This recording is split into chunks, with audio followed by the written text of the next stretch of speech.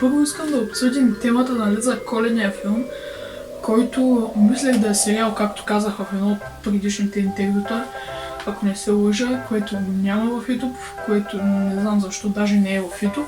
Коледният филм,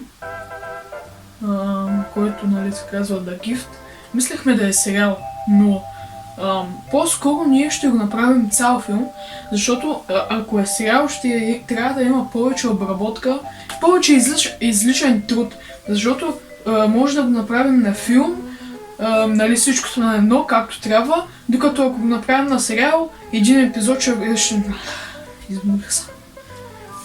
Ако го направим на сериал, един епизод ще е някъде по 5 минути и няма да има никакъв смисъл да има сериал, който като гледаш един епизод няма да го запомниш и след това пак трябва да гледаш друг епизод, който е по-различен и на хората просто ще е мръзне, докато друго се е, нали, да се пуснат филма, да си го изгледат там до края или до където да го гледат, нали, да им мине, да го гледат целият филм и да не се налага да пускат отново и отново най-различни епизоди от филма.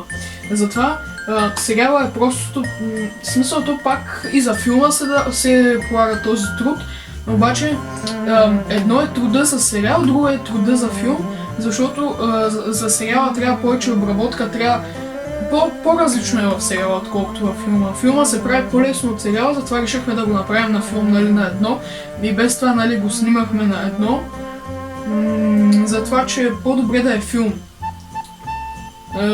Пък и то без това до сега не сме правили сериали. Не казвам, че е лошо, нали, да опитаме да направим някакъв сериал, ама не знам как ще стане и затова пък то един сериал, един епизод трябва да е по 1 час, пък на нас целият ни филм е по 1 час. Ако го направим на сериал, ще е един епизод 10 минути, 5. Затова по-добре така. Значи във филма има нови актьори, много нови актьори. Ходихме много пъти да го снимаме. В смисъл не е примерно, нали, като продукцията на Мартин, който пак го споменавам. Да става, нали, един филм, да го снима там някакво 40 минути и да го публикува в YouTube без да е обработен. При нас е друго, смисъл ние една сцена я снимаме, само сцената я снимаме около 40 минути. Дали той 40 минути не го снима един филм, той го снима някъде около 5 часа за някакво 30-40 сцени.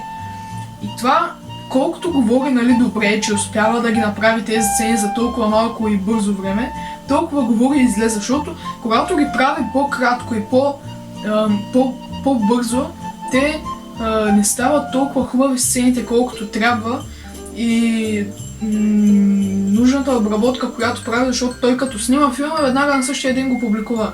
Ние като снимаме филм, го публикуваме или няколко дена по-късно, или има и случай една седмица по-късно. Той със самите интервюта е така. Нали, те се снимат много дълго време, едно интервю около 50 минути, след това се обработва, половината се изрязва, става някакво дълго 30 минути, не знам, някъде там 30 минути. И да, общо взето, нали, доста труд се изисква в това нещо. Ама ние примерно този филм го снимаме, мисля, че значи ние почнахме октомври месец да го снимаме с Владислав, след това почнахме да правим сцените с новите актьори, ноември месец и сега декември месец не сме снимали. В смисъл снимахме малко в началото на декември, то, нали, беше само там в началото и сега само го обработвам. Ние сме го снимали този филм 3 месеца и за сега общите сцени, нали, ако ги събера всичките сцени на едно, сигурно става около 2 часа. Не обработен, нали, като ги обработя ще стане много по-малко от, даже може и да не е 1 час този филм нашия. Може и да не е 1 час, но аз мисля, че е нещо като 40 минути или половин час. Може и да е повече, може и да е по-малко. Няма да е по-малко от половин час, наистина смисъл. Няма да е не от половин, няма да е по-малко от 20 минути, защото няма как просто да е по-малко от 20 минути. Сцените, които за сега са обработени, са около 5-10 минути. Ние имаме 2-3 сцени, нали, за сега обработени, които са дългички и затова са само 2-3. И в тях са най-главните моменти на едно. Почти най-главните моменти на едно. И затова тия сцени, нали, са на най-главните моменти на едно и затова са толкова малко. И какво ще да казвам? И да, нали, примерно едната сцена е 5 минути, другата 5 минути, третата 10 минути.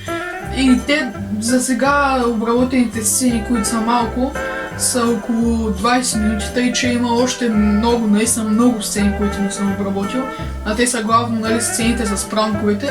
И също така като аз обработвам ги по сцени. Отиваме, снимаме, прибирам се, обработвам. Отиваме, снимаме, прибирам се, обработвам. И след това ги сливам всичките на едно, всичките сцени на едно. Правя някои корекции, нали, примерно за музика или за някакво усилване на звука, ако се налага. Картината и някакви такива неща. Правя някакви минимални такива корекции, които не съм успял да направя по-рано или съм забравил. Сливам го всичкото на едно и след това, нали, там евентуално го публикувам, когато трябва по дата и някакви такива неща. Значи, искам да кажа, че филма се очакваше да излезе на 25 декември или на Нова година, на някоя от тези двете дати. Защото, нали, е коледен филм и това е обичайно.